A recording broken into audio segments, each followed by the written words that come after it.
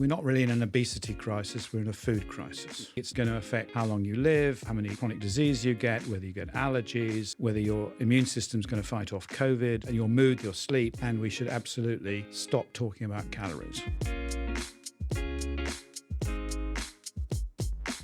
I think a lot of people hear information about food and gut health and inflammation and the immune system, and often they get confused. So you are renowned as a global expert on these topics. And so I thought maybe we could start with the question, why is gut health so important? Because it's a crucial organ in our bodies, and it is one of the few things that we can really control. So there's a huge range of gut health across the population. We know that we've lost half of our gut microbes compared to perhaps even 50 or 100 years ago. And that's affecting us in many ways. And yet it's not like genetics that you can't change. It's something that all of us can improve. And all of us needs to understand more about gut health so that we can improve many things in our life very simply just by altering our food choices. So it's becoming apparent that it's something that the public can change. You don't need doctors, you don't need specialists to do it. It's all within our power to really nurture and improve our gut microbes, which in turn are key for our gut health. So it influences everything to do with our body, our mood, our brain, and our metabolism, our weight, etc.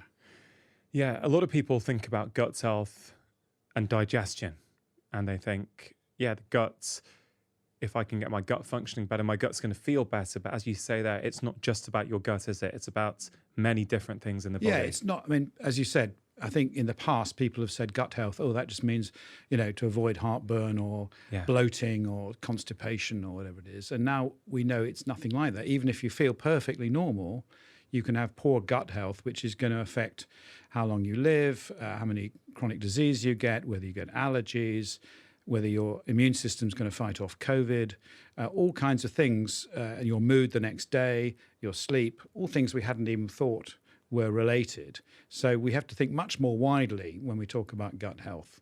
I think it's nearly a sort of, it's like talking about holistic view of your body that comes back to the ancient Indian teachings that says it all comes from there, which if you said it that way sounds a bit pseudoscience, but if you just, instead of that, you call it the gut microbiome, then it's starting to make sense again. Yeah. You mentioned that what's really great about the science of gut health is this idea that we don't need to go and see a doctor or a specialist. We can manipulate it, we can change it for ourselves.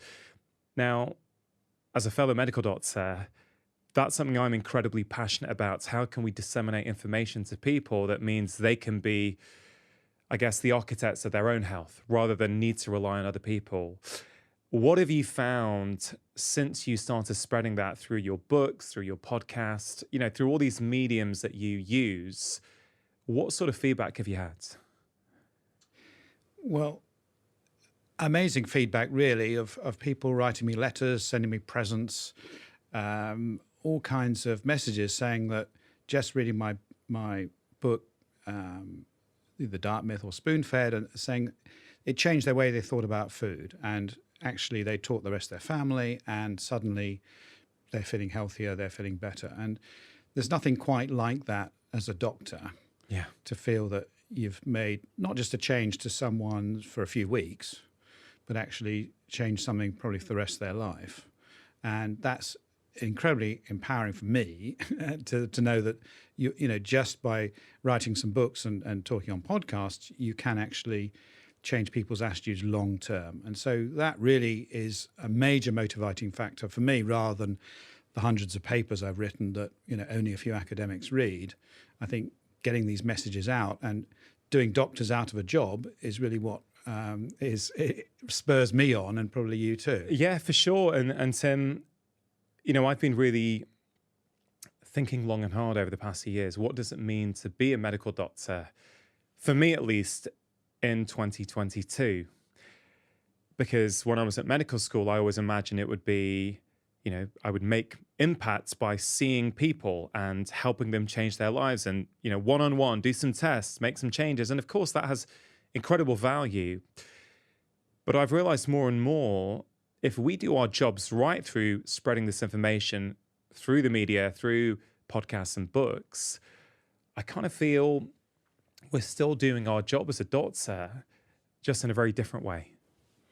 Well, reaching many more people and being much more efficient about it, and not trying to just sort out the short-term problems, which I think is what modern medicine's still unfortunately dealing with, and predominantly dealing with pharmaceutical solutions to those problems. And that's just the way it's set up at the moment. Yeah.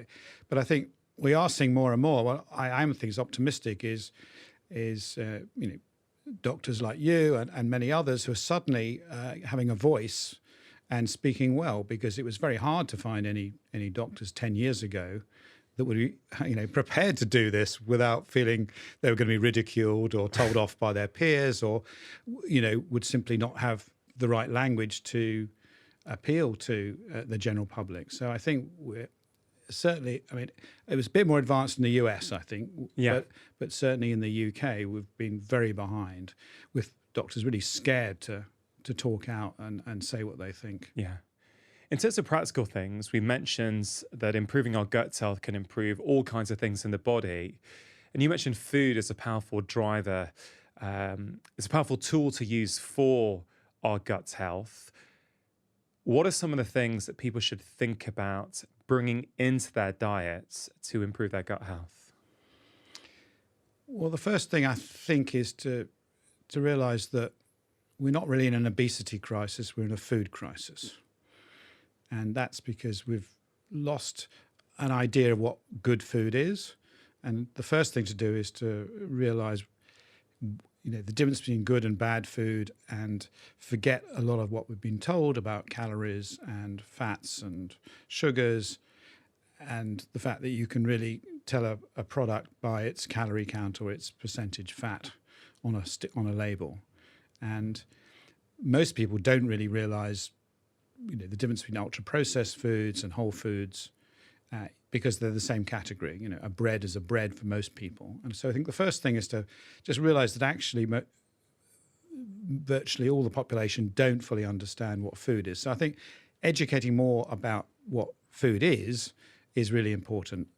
Realize that quality is something we should be talking about, and we should absolutely stop talking about calories.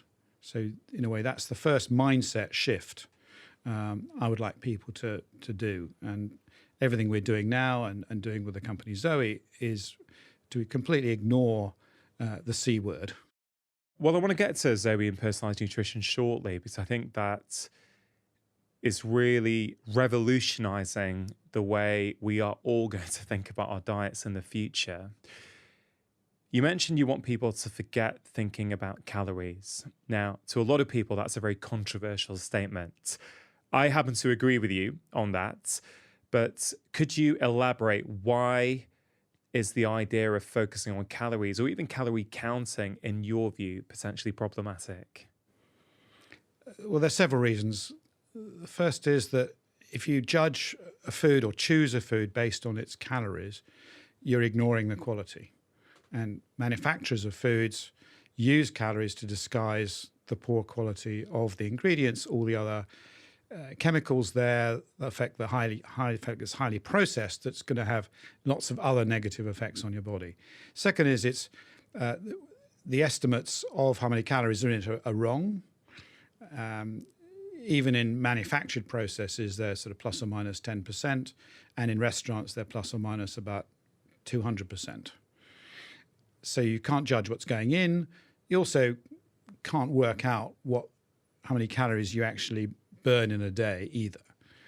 Huge differences. The idea that all men have 2,500 calories is at all ages is complete nonsense. And different times of year and all kinds of factors make it impossible that you can work out what the right amount of calories is. So even if you could accurately measure the amount of calories going into your body, it wouldn't be personalized for you, it wouldn't be worthwhile. And even if you do go on calorie restriction diets, over time your body adapts, and so it changes its metabolic rate, therefore equalizing. So that's why calorie restricted diets simply don't work. And also in this country, in the US, people are, the more they go down those routes, the more they tend to go down low fat, low cal, processed foods. Yeah. And so they're often swapping calories for quality. And this, we know that these other products of food, understanding what's in ultra processed foods is actually will drive your hunger, drive your cravings, make you more tired, all kinds of things that they're not supposed to do because we're just supposed to think about calories and fat content. And so it's driving people down the wrong direction. And that's why we've got it so wrong over the last 50 years. That's why obesity rates are going up, diabetes rates are going up, and ultra-processed food rates are still going up in the US and the UK, which are the two top countries in the world. So that's the first thing. So it's about firstly understanding, the differences between foods. There's a huge difference between, a cooking oil that's made in a highly processed way or olive oil. There's a huge difference between a bread that's bought in a supermarket that's been hanging around for a year, frozen and reheated in front of you, and a sort of artisanally made rye sourdough. Massive difference. And yet they're all called the same, and in most guidelines, that they'd be equivalent. So it's understanding those differences between ready meals and something you do yourself. It's all those nuances that we need to start thinking about much more than this ridiculous concept of calorie counting. Yeah, I mean, I always say that, look, if someone's listening or watching this and they have found calorie counting helpful for them, I'm like, hey, go for your life. I'm not trying to change what anyone does if they're finding it useful. I've just never, ever found it useful with any of my patients at all. Well, 1% might like it. So that's great. So if it's working, great. A couple of things to respond there. A few days ago, because when did it come in the UK? Mandatory calorie labeling came in a few months ago? Yeah. And I was in a cafe down the road from here a few days ago, and I can't remember what I chose, but it had some avocados and had some nuts in it, and I think maybe some salmon. I can't remember what it was. And then when I looked at the ingredients or something, I was looking at the menu, then the calorie thing popped up. And I wasn't used to it because I'm not used to seeing calories on the food that I look at. And the calorie count was pretty high, actually. So now I happen to, I think, know a reasonable amount about nutrition and what foods are nourishing me. And I thought, wow, if you don't know, you may look at that calorie count and go, no, I'm not going to eat this because there's a lot of calories. I'm going to get something else instead, which may have lower calories, but may be ultra processed and have detrimental effects on multiple aspects of our body. That's one thing I wanted to mention. The second thing is this reductionist way in which we often look at food now and constitute parts of that food. It's become so reductionist that, particularly the focus on calories, that I think we're missing that big picture on what food is, on what quality food is. It's information, isn't it? It sends the body signals that can influence our inflammation, our gut health, our mood, hormones, genetic expression, all kinds of things are influenced by food. And I think we forget that. And it goes back of mind when we simply look at just the calorie number. Yeah, absolutely. So we're agreed we should ban it and get it, or in a font so small you can't see it on the label, which is what they do to the other interesting stuff that you do want to know about. But the restaurant stuff is interesting because New York introduced this over 10 years ago, and have been doing there've been lots of publications on it and show that it works for a few weeks and then ultimately fails, and then ultimately has a sort of reverse effect that people will choose the lower calorie options and eat much more of it than they would have done otherwise. So it's and if you talk to the people preparing the meals, they just guessing what's in those meals. They've got no real idea, and it's totally dependent on portion size, and so which can change so easily. So it's not only misleading, but it's also likely to be unhealthy for us. And it's just a tick box for governments to say, oh, I've done something that, you know, the food industry won't worry about, and they'll be quite happy to go along with it. And, you know, it ticks a box with doing something for people's health, but it is absolutely of no use, and totally agree. It's obscuring all the other good things that are in that food that people should be picking it on. So that's, yeah, we're agreeing. When you go to a restaurant, you know, look at the ingredients, not the calories. In terms of the good things people should be focusing on then, so we know the importance of gut health. In terms of those foods or the types of foods that you would love people to be focusing on more, what are they? Well, gut-friendly foods. So, you know, I'm hoping one day we'll have a nice label on the food that gives it like a calorie score, a gut-friendly score. And you are seeing some of the companies starting to you know, have these labels on it, but it's the Wild West. Anyone can put anything on at the moment. You don't trust it. So what you got to think of is, what do your microbes want to eat when you're picking a meal? And generally, if you pick foods that your microbes are going to be happy eating, they're going to be good for you, and they're also going to be good for the planet. So as a very general rule, that's a pretty good one. And what microbes like to eat is they like to eat predominantly plants. They like to eat high fiber plants that are complex, and they are like a variety. So there's no point only eating one type of salad every day, even if you love it. Do mix it up, because we've done studies showing that the sort of sweet spot for the number of plants you should eat in a week is around 30.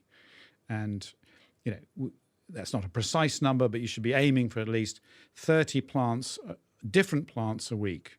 So bear in mind, that's so you're generating as many species of microbes that can feed off all the chemicals in each of those plants. So it's like the perfect nourishment for them, is to get that variety across the week. So if someone, let's say, loves broccoli and thinks, you know, I've got to eat more vegetables because I know it's good for me. I love broccoli. Okay, I'm going to have broccoli 5, 6, 7 times a week. Compared to not having that, I guess that would have an improvement. But are you saying that for that person, because I think there'll be people listening to this right now who like broccoli, who like broccoli or whatever, green beans or kale, is a big one. Got their favorite one and they have that all the time. Can you just sort of expand on that for that person, that actually that's great, but you might want to think about expanding it more? Yes. I mean, so you've got to think of it as, yes, you love broccoli, and broccoli has lots of fabulous nutrients in it, but it's going to generate certain microbes that like eating the broccoli and the broccoli side products. But if you just changed it slightly to, okay, I'm going to have a bit of cauliflower, which is the same family, but it's got different chemicals, different nutrients, you'll introduce different microbes to your gut. And eating both together would actually create different chemicals that would be made by your microbes and have even better results. But if you are a big fan of broccoli, you know, occasionally go for purple broccoli, which also has slightly different nutrients in it to straightforward ones. So it's about thinking about how you can just subtly change. You know, you can still eat your broccoli, but mix it in with other things that are similar and try other ones. There's so many crucifers that are fantastic to eat. So I think that's the idea. It's about mixing it up. It's about trying new stuff, and it's about enjoyment in food as well. So we all get into ruts. You know, however interested you are in nutrition, you know, even myself, I get into food ruts, and I sometimes have to go to a restaurant and say, I'm going to pick something new I've never heard of. Oh, I don't know what that is. I'll have that one. Or you go to a foreign country and, you know, there's some vegetable you don't know what it is, pick it. And I think that's what we've got to change our attitude, that we have our comfort zone of particularly vegetables, that I think, you know, whether it's avoiding the ones from school or it's actually wanting the ones from school, but realize that even within certain varieties like lettuces or cabbages, there are a huge range. You can now buy, you know, carrots with 3 different colors. Yeah. And they're all nutritionally different. So the way they're bred and the chemicals in them are different. So for your microbes, they're seeing them as different. You might call them all carrots, but they'll be different. Similarly, different range of sweet potatoes and baked potatoes, and there can be purples and all these other things. Yeah. So it's that variety that's important. But don't get obsessed that we're only talking about different varieties of kale here, because the 30 includes nuts and seeds and herbs. We don't know exactly how much, but increasing studies are showing that just adding spice mixes to your diet at least a couple of times a week can enhance your gut microbes. So increasingly the evidence is building. It's the people who have the more diverse diets do better. So snap yourself out of your routines, whether it's for your salad or your breakfast, and try and work this in. So you mentioned out of those 30 that you recommend as a ballpark figure, fruits, vegetables, nuts, seeds, herbs, spices, lentils and things like beans as well, black beans, chickpeas, all those sort of things. Yes, I mean... Because suddenly the 30, when you include all that, it doesn't sound quite as daunting as when it just, 30 vegetables? No, exactly. You think of a plate and I've got to get 30 different vegetables on my plate every day. No. I cheat. And for my breakfast, which I start now with a full fat yogurt with kefir, I will have a bowl full of mixed nuts and seeds, and it gives me 8 straight away. So you start on the day with 8. Yeah, and then if I've got something in the fruit bowl, I chop up whatever's in the fruit bowl, a pear or an apple, and so I might have start with 10. So if that's Monday morning, I've only got to find another 20, and that's just one meal. So as long as you start thinking how you can introduce things, what meals are good to sprinkle stuff on, and you keep an open mind, and I think it's not only it's a practical tip, but it's a way for people to really enjoy food and get excited about food again, and not have this problem that in the US and the UK food is a sort of punishment because of it's a fuel, and it's a problem because we eat too much of it. We've got to start getting back to enjoying it and enjoying seeking out those foods and not just eating for the sake of it, on the run. So, that's the other side of it. But, so I think there's 30 rules. Some people say immediately, oh, that's terrible. That feels like a burden. But it can be so easy. And, just by preparing big jars of stuff and buying berries when you see them and freezing them, or, a new seed or nut, and you just add it to your mix. It's incredibly easy. For someone who may be on 0 or 5 at the moment and they hear 30, what does the research show in terms of, look, from wherever you are, even if you go from 5 to 10 a week, you're going to get an improvement, aren't you? You're going to improve the quality and the diversity of your microbiome. 30 may be the ultimate target, but for some people who can't achieve that, I guess we don't want them feeling bad about that. It's a case of, look, start where you're at and just see what you can do. Absolutely, yes. The 30 was just where we saw on the curve in the population that people sort of reached the maximum diversity. Oh, so going to 40 didn't really give them much more diversity? On average, no. On average. I mean, of course, as, we've talked about before, it's all individual. So there's lots of individuality here. So, some people might be fine on 20, others might need 40. We don't know yet. So we're setting a rough bar. So don't knock yourself out if you're only on 28 one week and you feel like you're a total failure. It's fine. I think it's an aspirational goal. The more important is to just keep it in mind. Your mentality, you're looking for that. Everyone has weeks where it's hard, they're working, they're having to travel, you're not prepared, or you're at someone's house and they're serving you boring food. You can't say, oh, is this all you've got? This is terrible. We live in a practical world. And just on average, have that as an aspiration and see how you get on. But as you said, for your breakfast, which I find fascinating, you'll get 8 to 10, which almost insulates you from some of the issues that may arise with working late or traveling. And, if you've got 8 to 10 on a Monday morning, you're in a pretty good shape going into that week. So just talk me through that breakfast again. We'll be back to the conversation in just a moment. Now, many of us struggle to find time to eat all of these incredible whole foods. That's why I'm a big fan of good quality whole food supplements like this one that's been in my own life for over 3 years now. It contains over 75 whole food source ingredients, vitamins, minerals, pre and probiotics, and can help us support our energy, focus, digestion, and our immune system. Athletic Greens are giving my audience a fantastic offer. 1 year's free supply of vitamin D and 5 free travel packs with your first order. You can see all the details at athleticgreens.com/live more, or simply click on the link below. Now, back to the conversation. What I know is that people really enjoy the conversations I have with you. They feel really inspired to change. And I think hearing that you get 8 to 10 plants in a breakfast, I think may be super helpful for people. So would you mind just sharing that again? Exactly what do you do for breakfast when you have it? In my usual breakfast, which doesn't mean I have it every day, and I do vary it depending on where I am, it's now become a full-fat yogurt, a 50-50 with kefir, which is fermented milk, kefir, as it's pronounced in the US, and which has even more. So there's like 2 probiotics in that. Wow. With perhaps, we think about 15 to 20 microbial species between them if you're lucky. So that's also, I've got a probiotic start as well.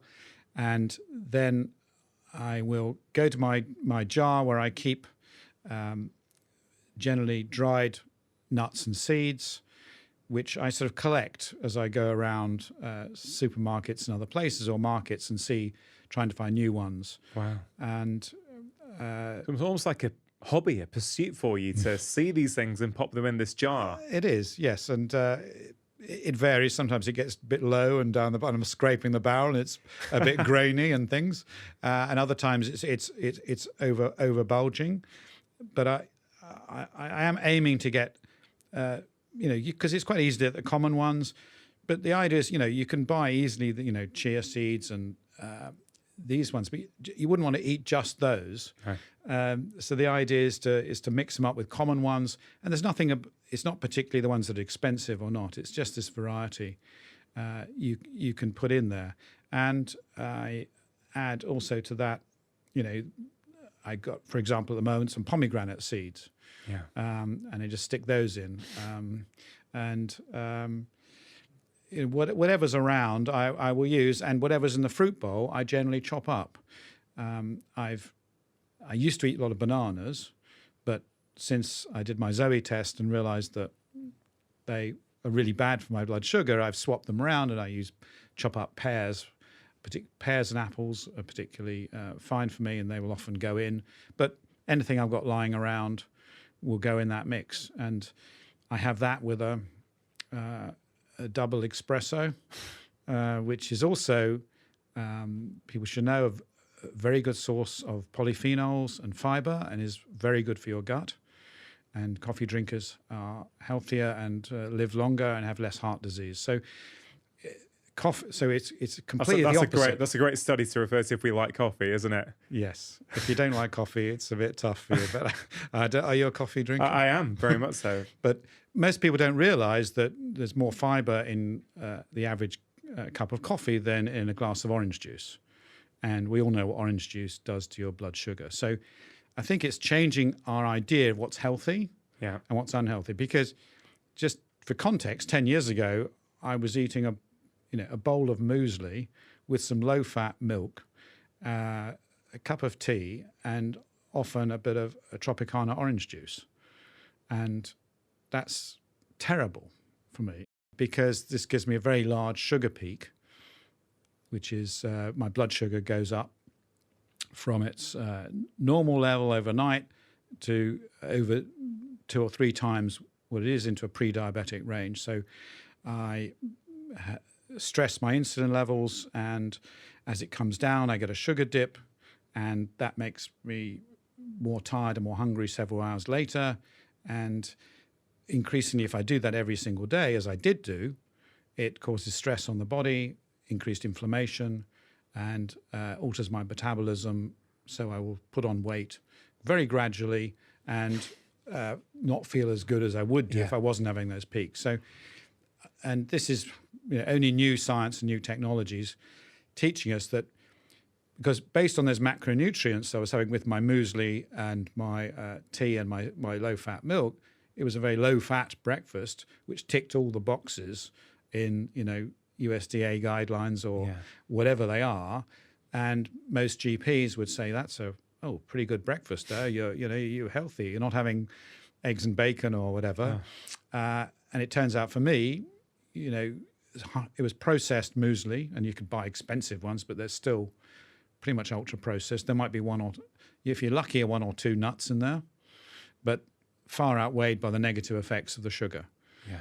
So I think that's the big shift I've made. So I think breakfast is probably the most crucial meal of the day for a number of reasons. We can discuss some of the other ones, but for people who do like breakfast, do like eating it, it's the one, if we can all change ourselves, generally in our home, we're in control of the situation, and we've got into a rut because most of us have a very similar breakfast every day, and it's the one that's easiest to change and change all our habits. And if you change that, I think it sort of sets you up, your mentality for the rest of the day, the rest of the month, the rest of the year.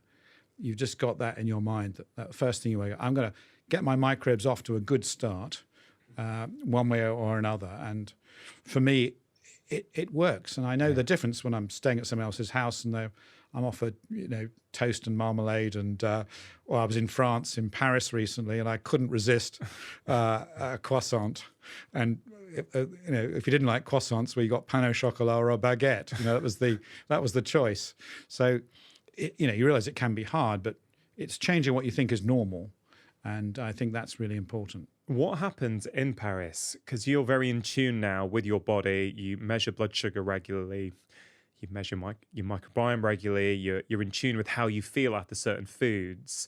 So I get it. You're in Paris. You get tempted by the smell. You look at it, go, yeah, you know what? I'm going to have that. So number one, were you measuring your blood sugar at the time when you had that croissant? And number two, what did you feel? Like, could you tell, man, were you hungrier? Was your mood off? Were you, what were some of those things that now that you are in touch with this, that you were quite aware of in a way that you may not have been in the past?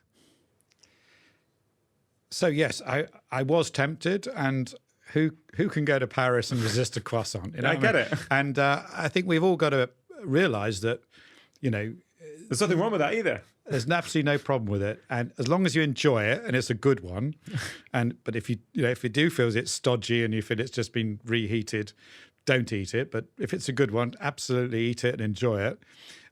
You may want to try and have a yogurt afterwards, but I couldn't get one.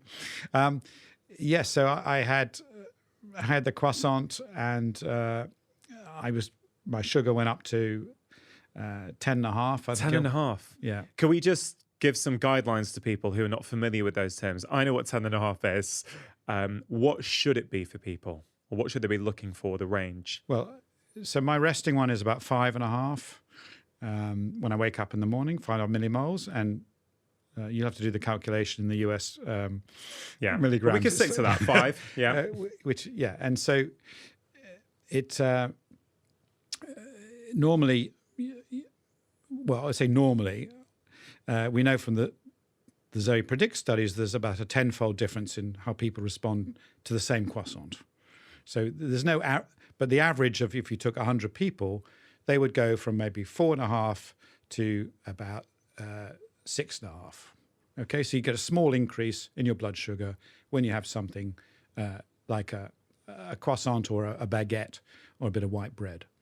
And so that's a normal response. We all go up a little bit, but there are some people that go up less and there's some people that go up more. There's about a 10-fold variation that we saw in our study. 10-fold from what, the lowest rise to the top rise? Yes. Wow. Yeah. So, and you went up to 10.5. Yes, and I've been higher than that. If I had my orange juice, it would have taken it over 11. The same as with I have a bagel, which I used to think was fairly healthy. But for context of people, I know it's possibly not quite the same thing as it's, it's a continuous monitor as opposed to, let's say an HbA1c, a 3-month average. But, on that, 6.5 or above is type 2 diabetic, if that's your average, right? 6 to 6.5 in the UK. Well, 6 to 6.4, I guess, is pre-diabetic in the UK. I think it's 5.7 to 6.4 in America. So 10.5 is clearly very, very high. You certainly wouldn't want that to be happening day in, day out. No, exactly. And after it, I do feel more tired, and I sort of regret my croissant after that. There's a feel of guilt, especially when you can see the result in your blood. You get this instant sort of, oh dear, why did I do that? It wasn't that good, but I'll try and find a better one next time. But yeah, and I find that 3 hours later, I am feeling hungrier than I would have done if I had my high-fat breakfast, which suits me. But I do realize I'm different, and my wife is quite happy to have lots of croissants, and doesn't have any. It doesn't go up with sugar in the same way. No, not at all. Wow. And so there's a few terms that have come up so far, Tim, like fermented foods, polyphenols, ultra-processed foods, breakfast potentially being the most important meal. And I don't want to come to those 4 points specifically, because I think there's a lot to say on each one. But we are talking a lot about this personalized nutrition, your company Zoe, these continuous blood sugar monitors. Let's take an overview.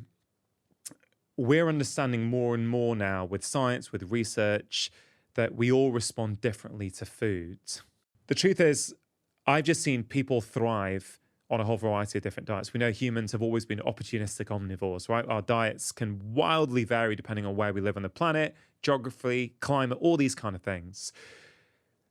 So personalized nutrition potentially is going to help us explain this. Why are some people crushing it on a low-carb diet? Why are some people crushing it on a whole food plant-based diet? Do you think personalized nutrition potentially is the missing piece here? I think personalization is a key missing piece of the puzzle that we really haven't paid attention to, and could help a lot of people in deciding which food to eat. And to do that, we've got to do away with the fact that one size fits all advice works, and that it's all about this simple reductionist ideas. We are all omnivores, but we're all different. We're all unique. We've all got totally unique gut microbes.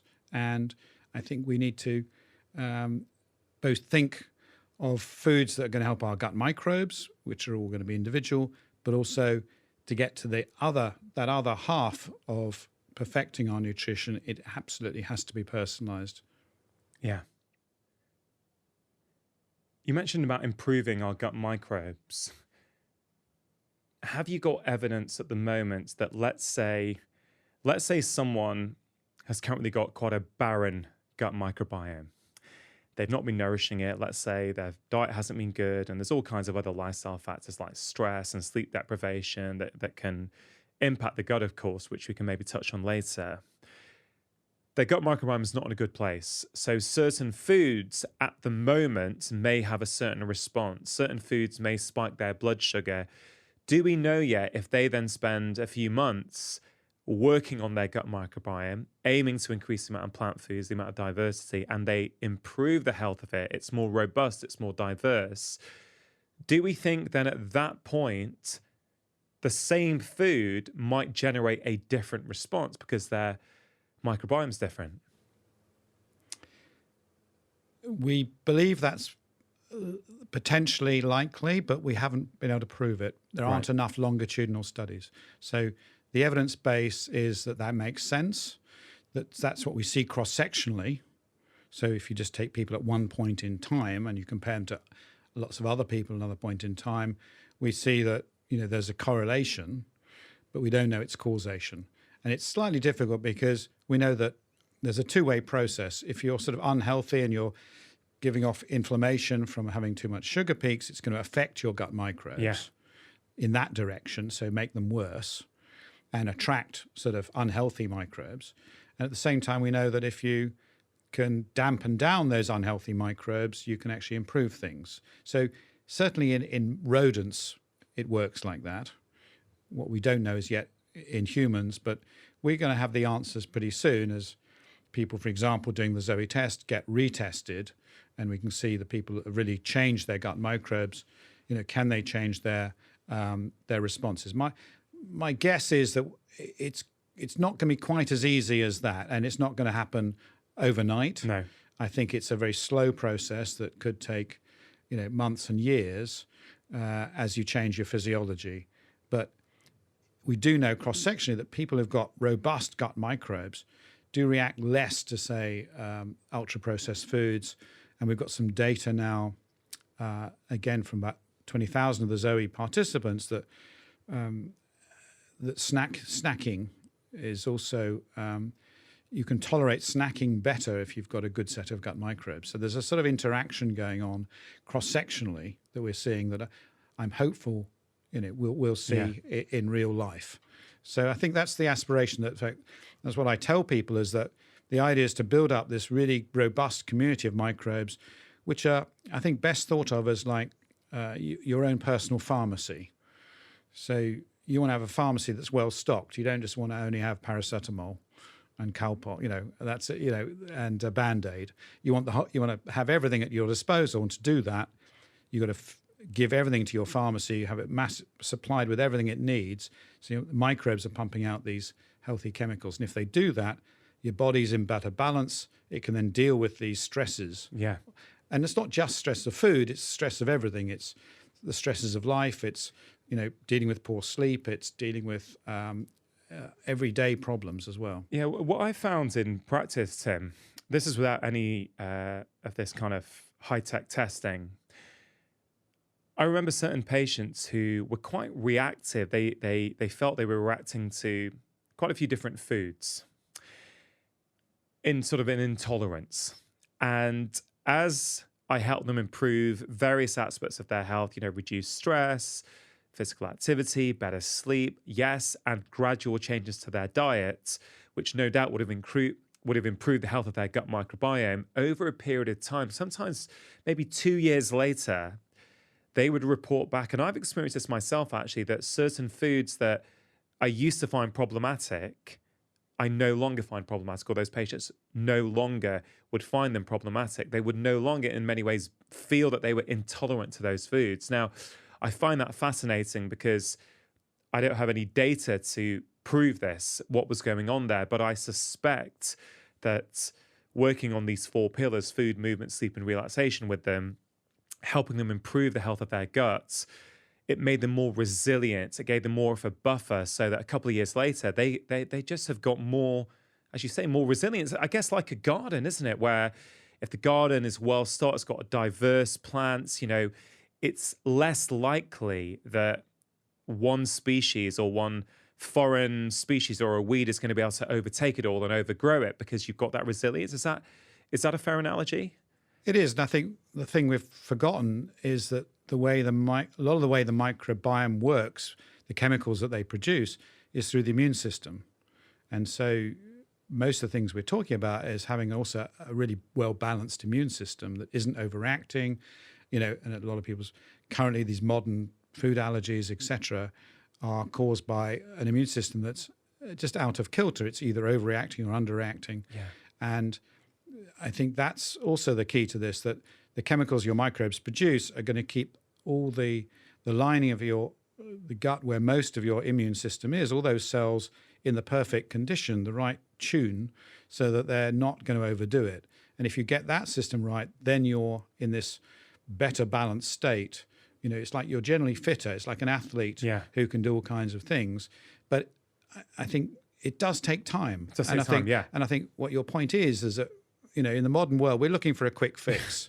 And everyone says, oh, I've got, my tummy hurts when I eat this. I think I'm getting sensitive to this. I want a quick fix. So I've got to cut it all out.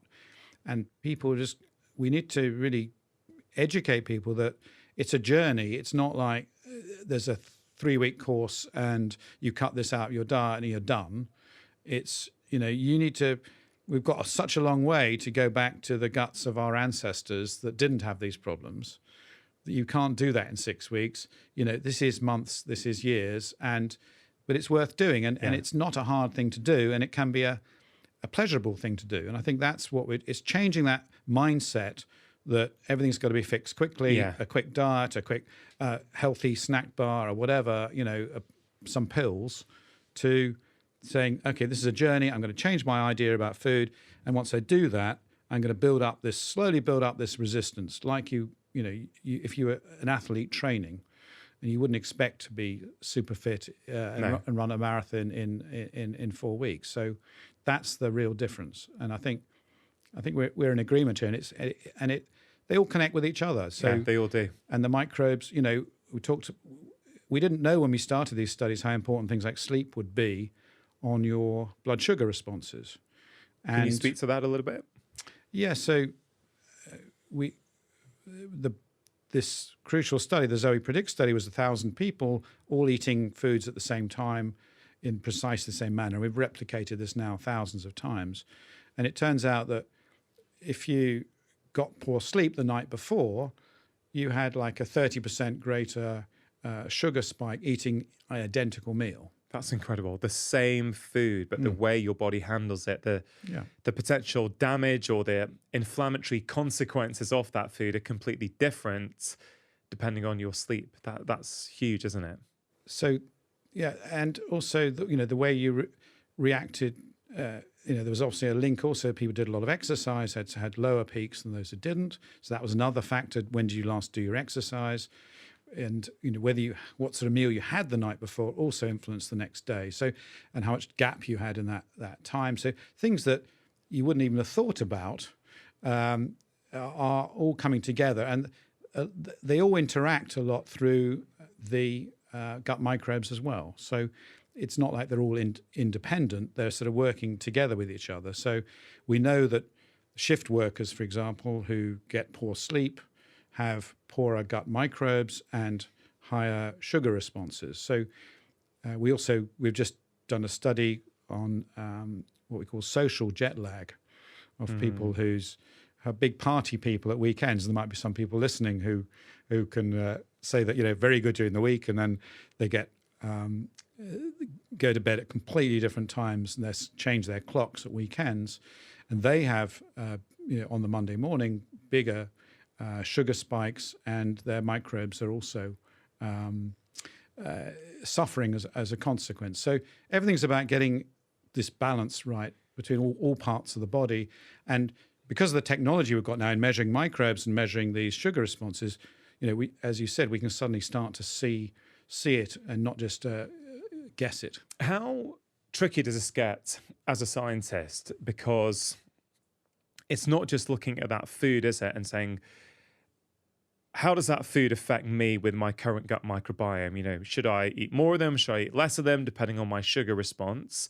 Because as you've just mentioned, there's other inputs going in, how stressed you are, how sleep deprived you are, what time you had your previous meal the night before. So how easy is it, or how difficult is it to actually to draw a conclusion what this food does for me or you or for anyone else because of all the other inputs that are there as well?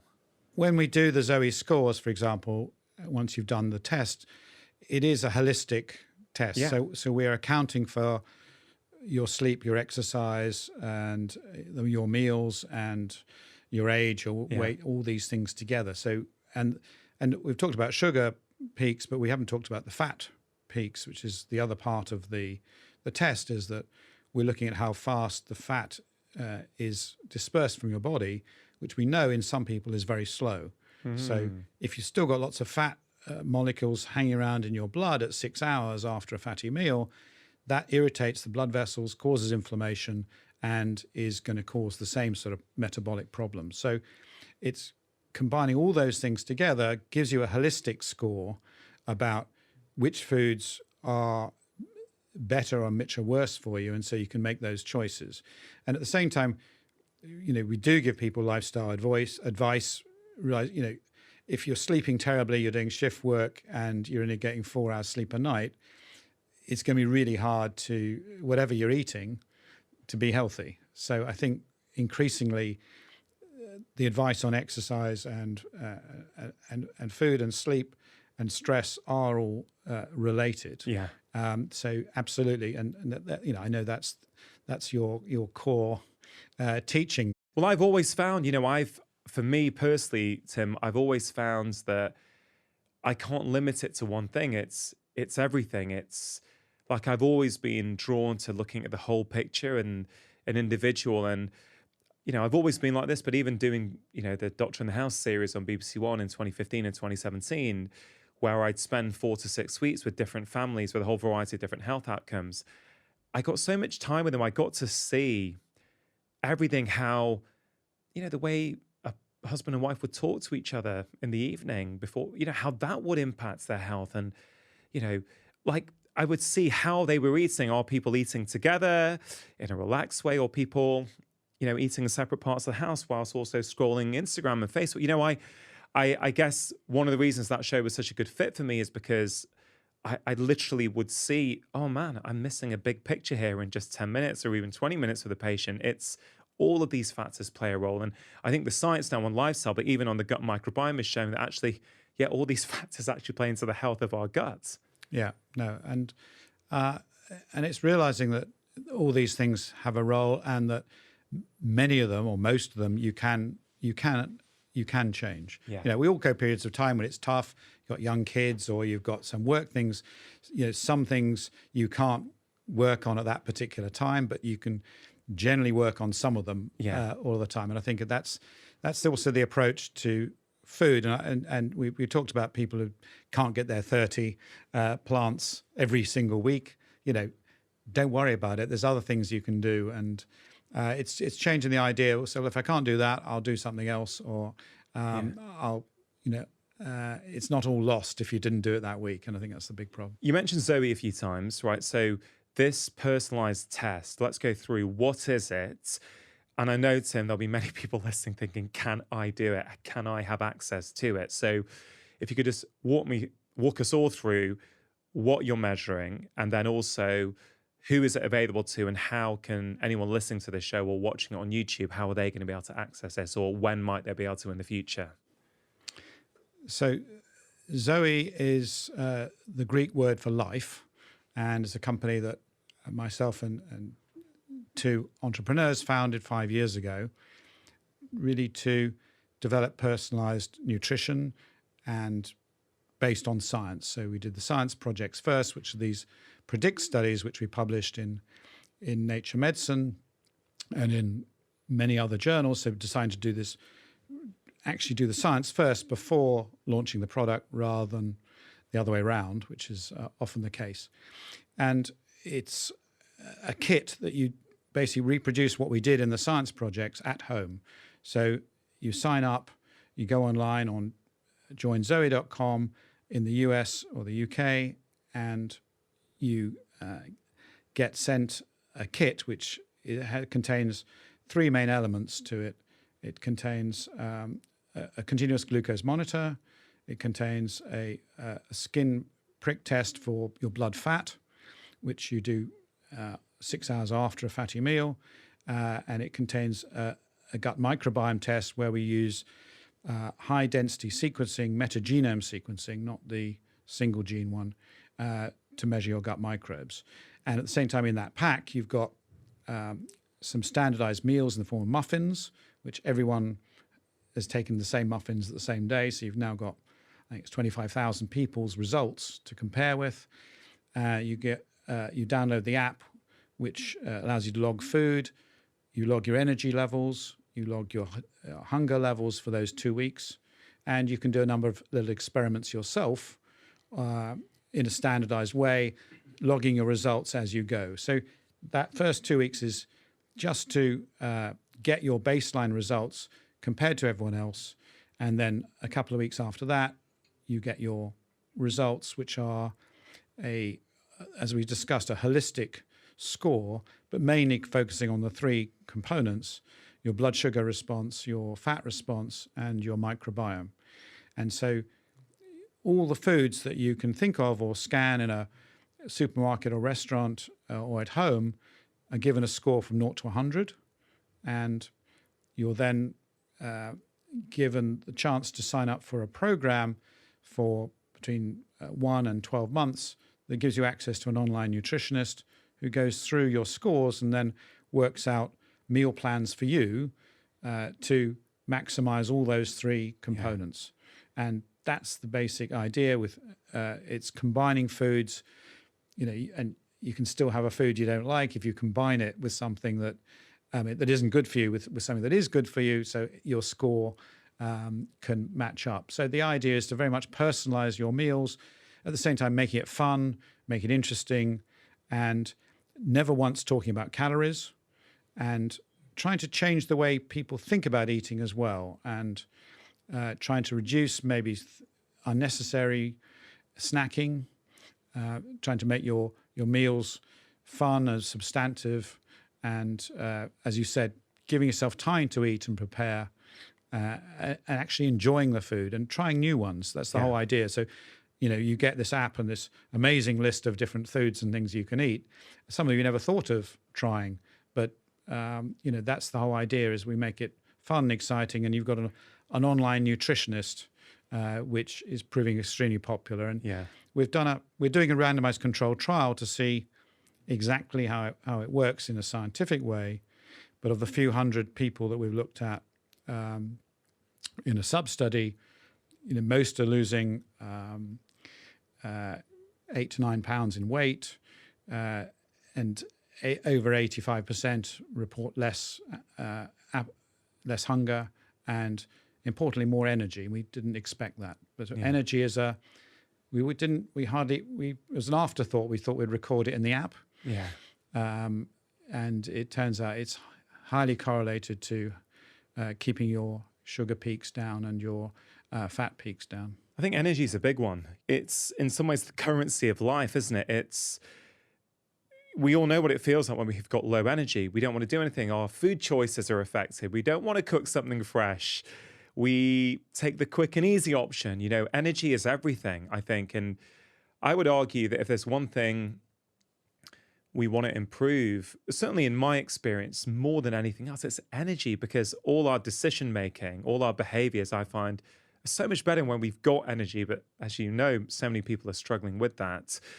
Given that it's personalized, and I know you've set me a Zoe kit and I still haven't done it, week on Monday, I will be doing it. So when you come on the podcast next time, when your next book is out, which I'm really excited about, we'll definitely talk about how I found it and what results I got.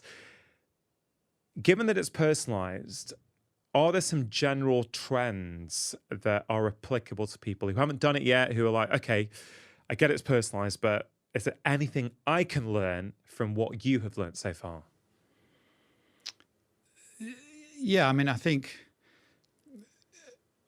if I tried to say, well, what have I learned without knowing what my results were, just look at other people's results, is that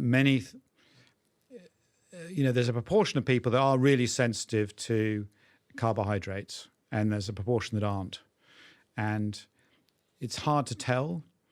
Obviously, if you've got a lot of perhaps diabetes in the family, you might suspect that that's true. Is that refined carbohydrates and whole food carbohydrates? Yes. Yeah. It is. The more refined, the worse. But it's a spectrum. There isn't an absolute cutoff. No. But as you expand there, just to share my own experience, because I have used the CGM, continuous glucose monitor, a couple of times. I don't use one regularly. But I did early on in the year, and I've got one on at the moment. And last week over dinner, it was a pretty healthy meal, and I think the carb with it was sweet potato mash that my wife had made. Oh man, I can't remember what it went up to, but it was a big rise with my blood sugar about an hour, maybe an hour and a half after the meal, which really surprised me. And I found with other things, like if it's a few boiled potatoes or a small amount of white rice, actually it doesn't anywhere near to the same degree. Now, there's a few other things I need to tweak and I need to replicate with different foods just to see which one it was. But sweet potatoes are considered, a healthy carb, a whole food carb. Sure, it was mashed, so that was, that's changed it somewhat. But That was really interesting for me because I may have continued eating that, but that will definitely make me think again about how much do I want to have this if it's going to push my sugar that high. So that, I guess, speaks to what you're saying and what you're finding with people. Some people are exquisitely sensitive to carbs, even whole food ones. And yeah, and there's different carbs. So, you know, there will be some things that, you know, there's a difference between pasta and rice and bread for some people. And understand there's a huge difference, you know, within those ranges. And I mean, people will say, okay, well, porridge is healthy, isn't it? Most people tell me oats, that's healthy. But, you know, for me, they're not. But, you know, I tried 3 or 4 different types of oat porridge. And what that tells you is the more refined, the more ground up, the more it's been factory made, and the quicker it is to make, the higher my sugar peaks go. Yeah. So as a general rule, if you pick things that are less refined, less processed, and take longer to cook, it's because, you know, their outer coating is, you know, that energy is stored much, and it's harder to get out. So steel cut oats, things you have to, you know, cook overnight, don't have half the sugar peak of the identical, you know, Quaker Oats instant meal, which for me is just like pure sugar. So I think it's so hearing porridge is healthy doesn't mean anything. No. For who? Sorry to interrupt. If you are enjoying this content, there's loads more just like it on my channel. So please do take a moment to press subscribe, hit the notification bell, and now back to the conversation. And it's the structure of food. It's, you know, because you've broken down that oat, it can be in its whole form. You can have it, you know, cut. You can have it rolled, you know, or you can have it so finely powdered and air dried that sugar just, you know, rushes out, and haven't got any fiber. So understanding the differences between foods, I think, is a really important lesson, so that we mustn't over categorize, again, reduce everything to saying this is good, this is bad. Within each category, there are good and bad foods that we all need to learn about. It's like hummus and chickpeas, or you know, almonds and ground almonds. You know, that they have totally different amounts of things in them when the structure changes. Given how much data we can learn about ourselves through continuous sugar monitors, are we not getting to the point where it's almost in every single person's best interest to at least do a 2-week trial with one of them, to at least say, oh man, I'm having that every day, maybe I shouldn't be having that? Obviously, you've got to be careful with people's relationships with food, and food is so much more than just the blood sugar response, isn't it? But I don't know, have you got any comments on those things? I think people can get obsessed with blood sugar monitors, and there are people, you know, who get obsessed about all kinds of things about food, and reducing it to purely a sugar peak is not the right answer, because you can go down completely the wrong direction, and just by adding double cream to everything, you can dampen down the sugar response, but it doesn't mean that eating a bucket full of double cream every day is good for you. So I think you've got to see it in that holistic light of all the things we talked about, and your fat response. Some people can cope with a lot of fat, other people can't. And there are good fats and bad fats as well. So it's just part of the equation. But I think it does give people like an insight into, you know, the fact that something we shouldn't necessarily need, orange juice, actually is not a health food. And it's, you know, it should be in the alcohol category or something like that you take. It's not good for anybody, really. Which, if everyone did have a glucose monitor on every time they had a glass of orange juice, they would see. It's, you know, the same as a Coca-Cola. And it would just put them in the same sort of category. And so you'd say, well, okay, that should go in the same. So it would change people's ideas of things. And I think, you know, there will be a watch soon that I think probably within 5 years that does the same as a glucose monitor. And once that happens, everyone, like counting steps and things, they'll probably want it. But I think we have to be very careful. We don't then make the same mistakes of reductionism that we've made up to now, because humans love to make it simple, and nutrition of food is anything but simple. Yeah. I mean, I was playing devil's advocate a bit, asking should everyone have one, because my concern with trackers in general, which is why I've used this twice. So I had 2 weeks at the start of the year. I'm in a 2-week cycle now. I've said this before on the show, but I always notice this with blood pressure monitors with patients. People say, should I get one? Should I get a home blood pressure monitor? And, it would depend, and some patients would. And then it was pretty much a 50-50 split. For some people, it was awesome. They'd check it once a week or twice a week. They wouldn't stress about it. They'd use it as a way of keeping them on track with their lifestyle changes. The other 50% would check 3-4 times a day. Anytime it was slightly up, they'd recheck it. They'd get anxious. They'd come back in. That would drive their blood pressure up even more. And I thought, wow, the same tool can be helpful or problematic depending, in some ways, on the personality type, depending on who that person was. And I suspect, because there's tracking everything now. There's sleep trackers, there's step trackers, there's blood sugar trackers.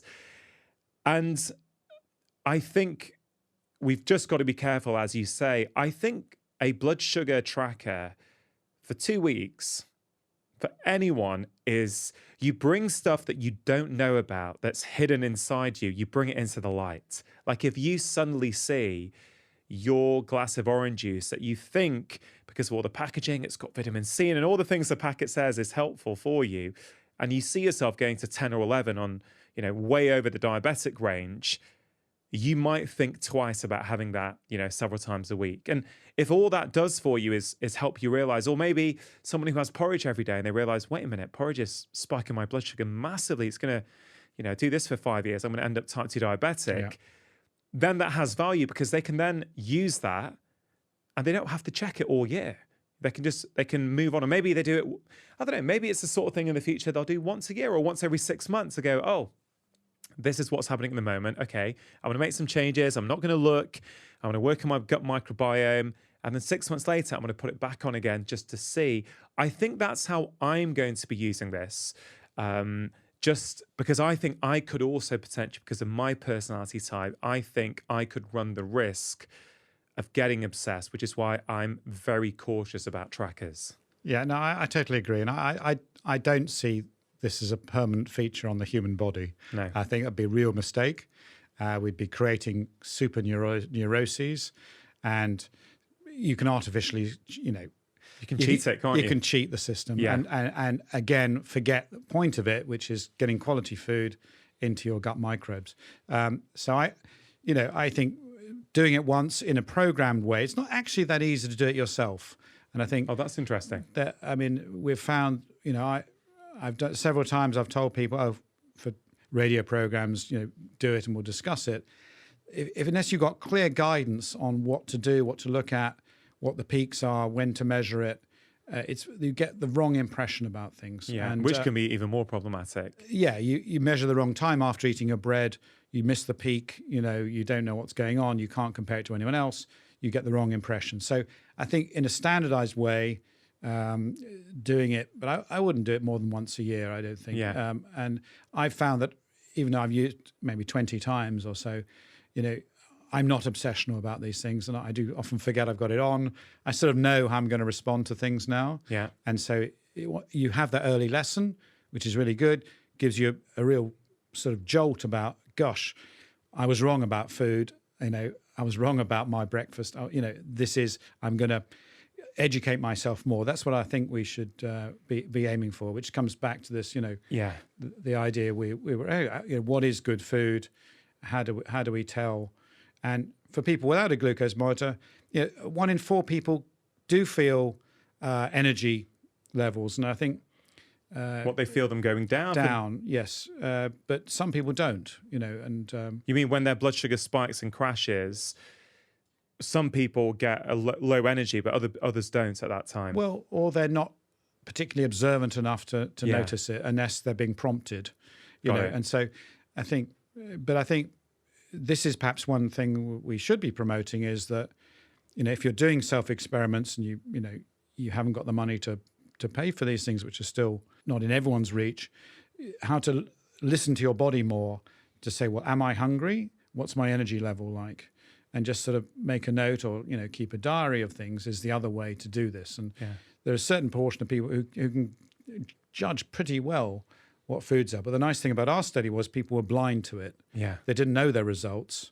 And so when we saw these peaks and troughs, which 1 in 4 people had really big ones, and they didn't know why they were feeling tired. They just reported they were tired on the app. And I think that's really interesting. Yeah. You mentioned breakfast a few times. You often appear in the media with some... I'm Mr. Breakfast. Yeah, some pretty crazy headlines. Now, I've been around in media enough to know not to trust the headline.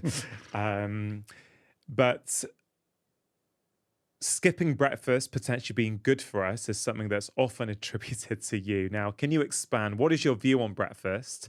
And I guess the kind of context here is that for many years, people have said breakfast is the most important meal of the day. They have, and that's really where I came into it, and really writing the diet myth.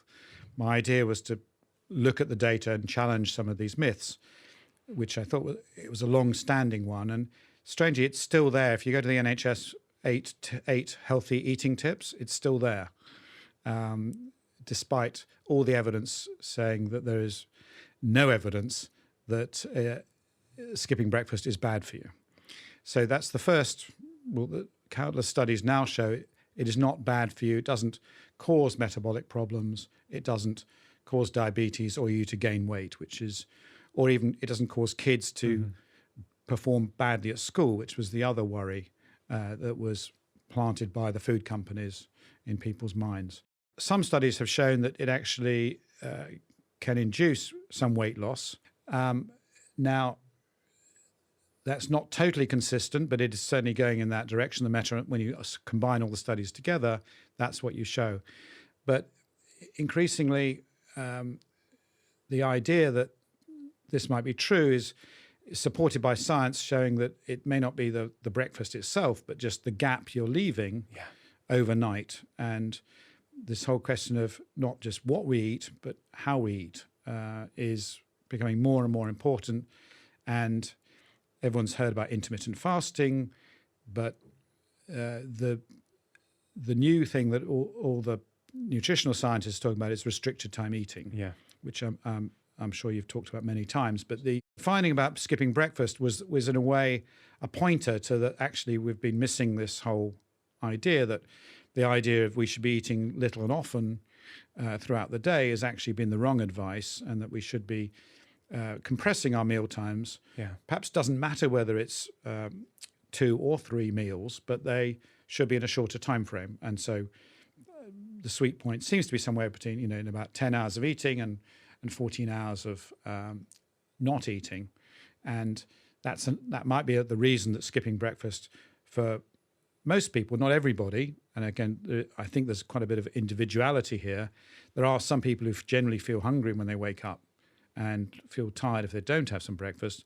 But I would say the majority of people don't, and it's just a cultural or a sort of lifestyle reason to get some food in you when you're in your home, comfy environment. But increasingly, I've started myself to either skip breakfast or have it at 11 o'clock. And particularly post-COVID, people are working at home now. They are in much more control of their meal times, and it's a great time to start. So that's a bit of practical advice that everyone can do. Either try skipping it and see how you feel, and if that doesn't feel right, or you still enjoy breakfast with its ability to have your yogurt and your nuts and seeds, which would be if I missed out on that, would be problematic.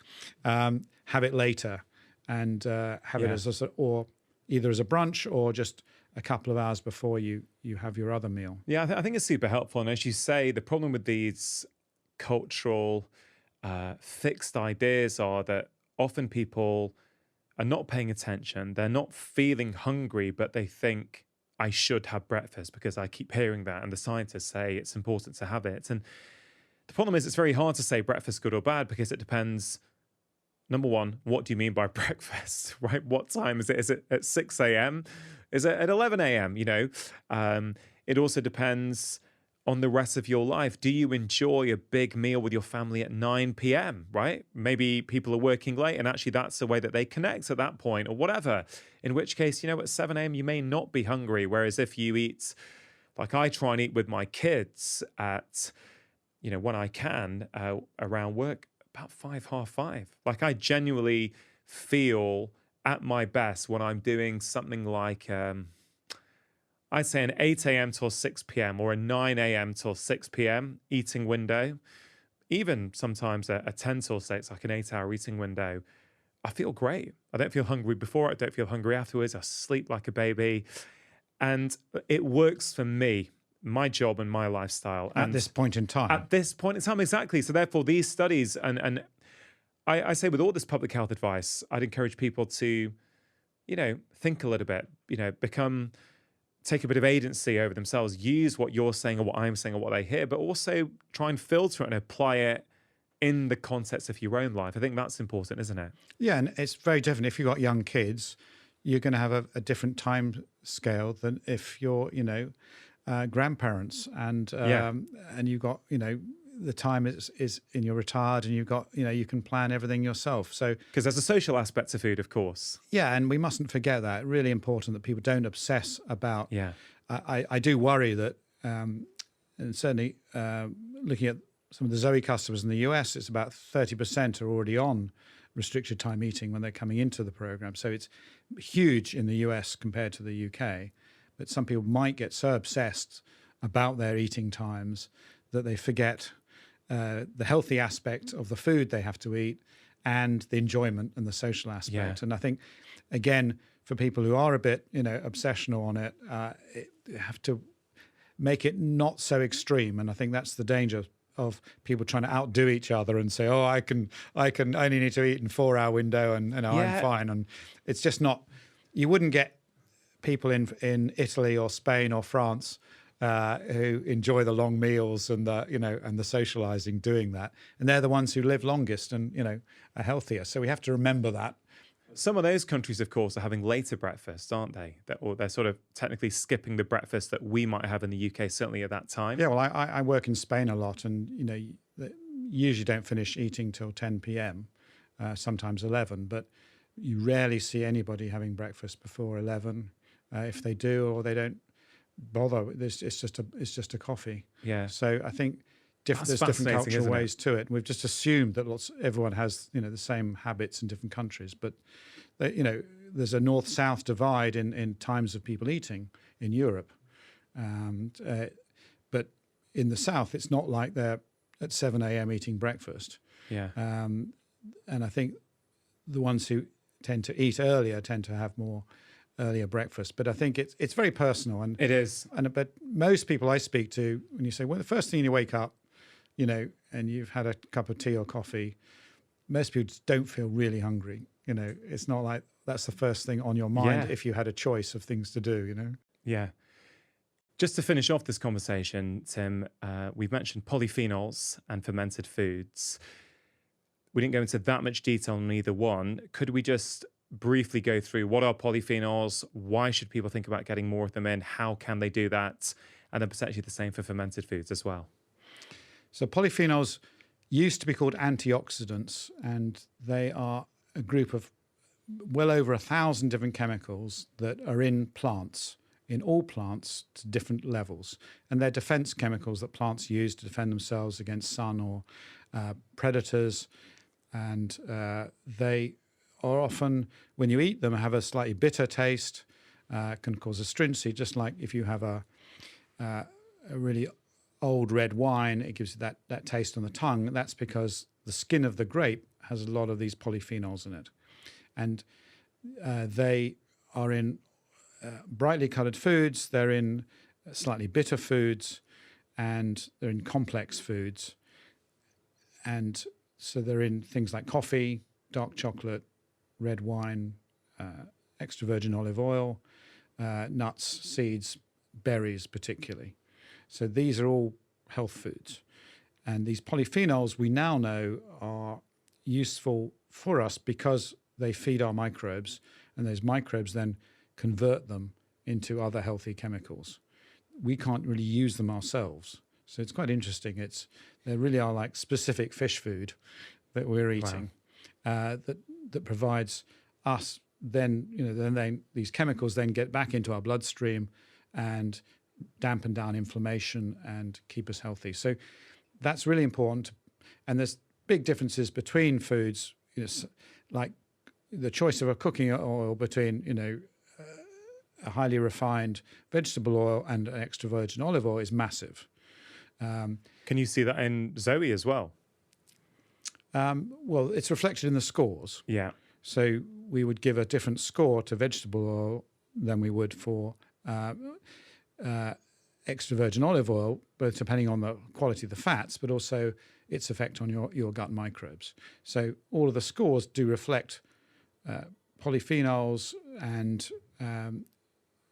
the fermentation, which is the next thing we're talking about, which also affects the gut. So polyphenols really important, and but you've got to understand a bit more about the food. So chocolate, for example, all chocolate has some polyphenols in it, but it's only in the cocoa part of it, not the artificial bits, and not the sugar and not the milk. Which is why the dark chocolate is Dark chocolate is packed with it. Milk chocolate has very little and is overridden by the sugar.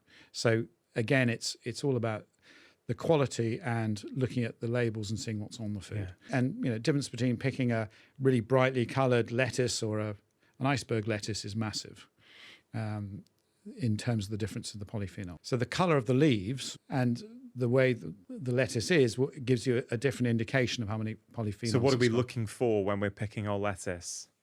You're looking for one with loose leaves that is brightly coloured, often different colours, reds, and that's true for a lot of foods. So generally, it's a bit like the berry. The brightly coloured berries have more of these things than the other ones do. So this is, we're just understanding this sort of science. So some of the things we thought were good for us aren't, and this is another thing to look out for. So polyphenols are really good. Fermented foods are anything that has live microbes in it. So it's like probiotics naturally occurring in food. So by the time you're eating it, it's actually got live microbes that can still replicate and produce chemicals. And so everyone knows yogurt has that, but kefir has several times more microbes than yogurt, and it's a thinner version of it. And then you've got you've got kombucha, which is fermented tea, which is becoming more popular, which has even more than kefir in it, and has different fungi and yeasts. So often up to 30 different microbes you can find in a proper kombucha. And you've got then sauerkraut, used in Central and Eastern Europe, which is fermented cabbage. And of course, going one level above that, you've got kimchi.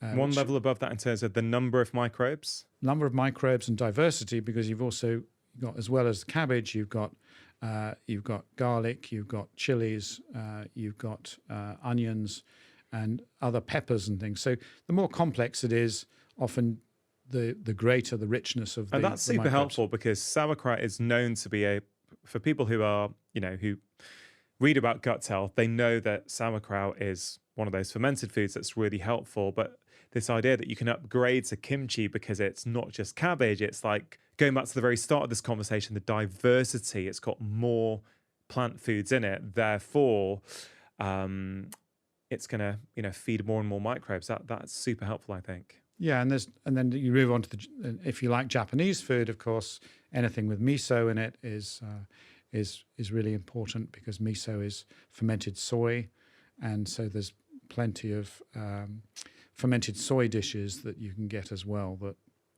that tempeh and other ones like this. So fermented food is really big. Be careful you don't buy ones with vinegar in it that are killed. And try and smell that when you open it, check it hasn't got vinegar in it, and you can usually tell by the smell if it's live or not. And having a small amount every day is what I try and do. There's no point in having a feast once a week. We know that these things die out, so for practical reasons, try and have a small shot of one or two of these every day, and that's why, if you have it at home in your fridge, you're near for breakfast or your first meal, you've got it, or you have it, at night when you come back. I love that. That reminds me of what I talk about a lot, which is like a lot of people who listen to the show know that I do a 5-minute strength workout every morning whilst my coffee's brewing. It's a habit that I've stacked onto that. So I never miss it because I never miss my coffee. So I never miss that little 5-minute workout every morning. And I always say that I found that little regularly actually has a very powerful effect on the body, no matter what habit it is, no matter what behavior we're trying to bring in. And I guess bringing that into gut health as well, a little bit every day with a fermented food is better than binging on the whole jar maybe on a Sunday when you have more time, something like that. Yeah, and I've changed, and cheese is the other thing, of course, which we forget is fermented if it's real cheese. But, we're not talking about Kraft slices. We're talking that, cheese that doesn't have to be unpasteurized, although that helps because you do get extra microbes if it's raw milk cheese. But most cheeses are good. The ones with blue lines and fungus on them have even more microbes. Yeah. And just having a small amount of that every day is absolutely healthy. There's a myth that cheese is bad for your heart and things. Absolutely no evidence that's true. A small regular amount of that and instead of a pickle that might be high in sugars and salt, a traditional English pickle, try sauerkraut or kimchi with it. Yeah. And I think increasingly you can just build this into your daily diet, so you are having these things regularly, and you just have something in the fridge you just pop on your plate as an extra. And I think that's what I found is having the ingredients ready around you, so you can just add them, whether it's the original seed mix or it's the kimchi pot. Make it easy. You just grab it and you stick it in, and or just after your coffee, you have if you're in a hurry, you just have a shot glass of your kefir or your kombucha, and you're sorted. So that's fermented foods, and I think everyone needs to learn about them. Yeah. Other countries have been doing it for centuries, and we've just lost out. Just before we finish off, Tim, I think it's an important point to make that something I'm observing a lot is that a lot of people, or certainly, that there's a significant amount of people who struggle to increase the amount of plants in their diet. They get symptoms, they get bloating, they don't feel good. And you will have seen this online, as I have, that there is a growing movement towards more and more severe diets, more and more restricted diets. Now, a lot of people follow these days what is being called a carnivore diet, which is, all meat or predominantly meat with very few other things in it. And I know patients actually, and I know people who are thriving on these diets compared to how they felt before. A lot of people will say, my joint pain's gone. I've got more energy. My skin's better. So therefore, you can see from their perspective that they're feeling better compared to where they were before, yet they're now hearing someone as respected as yourself talk about all the benefits of plant foods for the gut microbiome. And I think a lot of these people feel stuck between a rock and a hard place. They want to apply what they're learning, but they also know that they feel better on quite a wildly different diet. Have you come across this, and do you have any kind of thoughts on that? Yeah, well, I've had people write to me saying I've been on a carnivore diet for 2 years and I feel great. I don't understand what you're on about. And I say, well, everyone is different. You could have a unique set of gut microbes that seem to cope with this. But my worry is that although initially changing from, say, a high carb diet or an ultra processed food diet to carnivore diet, you will feel better in a number of ways. Long term, I worry that we are omnivores, and our gut microbe diversity does depend on giving them enough to feed. If you're only eating meat, you're going to have a very limited range of gut microbes to produce all these chemicals and vitamins for you. So I would just urge those people, not to give up meat, but to start introducing small amounts of regular different plants. It doesn't have to be huge quantities, but it doesn't have to be starchy ones either. It could just be, the leafy green ones, which there is a variety. Certainly nuts and seeds and mushrooms are, also good. We haven't talked about mushrooms, but no. I've the last few years, I've become a real big fan, of this is an amazing source of protein and nutrition that I think is, probably going to end up saving the planet as we move forward. But, there are lots of nuances, but there isn't one size fits all. And there may be people out there who don't need 30 plants a week. I'm not saying it is absolute rule. I'd love to do some studies on these people. So it'd be fantastic if some carnivore dieters did the Zoe study and we could look at their gut microbes. Well, I have someone who someone just for you, actually, someone who is literally thriving and has tried vegan diets before, has tried low carbs, and literally finds that going full carnivore. And I know this lady super well, and she is thriving, high energy, high cognition, can work all day, can run marathons. I'm like, there's something going on here where she is thriving on this diet. And so I'd love to know. So I'm actually going to talk to her and put her in touch. Well, because that would be interesting, wouldn't it? What's actually going on in the microbiome? Yeah. Well, I mean, hopefully in 5 years, we'll be looking back at this and say, well, we didn't know much, did we? Because science, I'm sure we will. Science is exciting and it's always changing. And, our views, we found a year ago this microbe blastocystis, which is in 1 in 4 British people have this parasite. It's not a microbe, it's a parasite that a few years ago, you'd have had to go to the tropical medicine place and they'd have given you powerful antibiotics to get rid of it because they said, that will give you traveler's diarrhea. Now, we know that it's associated with good health and lower fat levels. Isn't it associated with lower autoimmune risk as well, potentially? Yes, it dampens down inflammation, visceral fat, and 1 in 4 Britons have it. We've discovered only 1 in 20 Americans have it. Wow. But it's in 100% of all hunter-gatherers, 100% of all Indians that have been studied, of all developing countries. This is our normal state to have this parasite. So we still know so little about what's going on that who knows, there could be hidden fungi or other parasites inside our body that love meat and can produce sorts of chemicals. I'm not ruling it out. Yeah. I'm just saying on average, do be careful because you might get great short-term benefits, but don't wipe out your microbes because it's really hard to get them back. Yeah.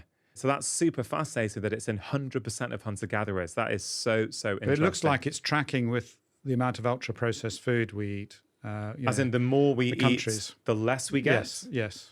Wow. But it could also be antibiotic use as well, Yeah, who knows? Tim, it's always a delight to chat to you. You're a wealth of information, a wealth of knowledge. You're doing incredible work at helping improve the health of the UK and many people, many hundreds of thousands around the world. Thank you for that.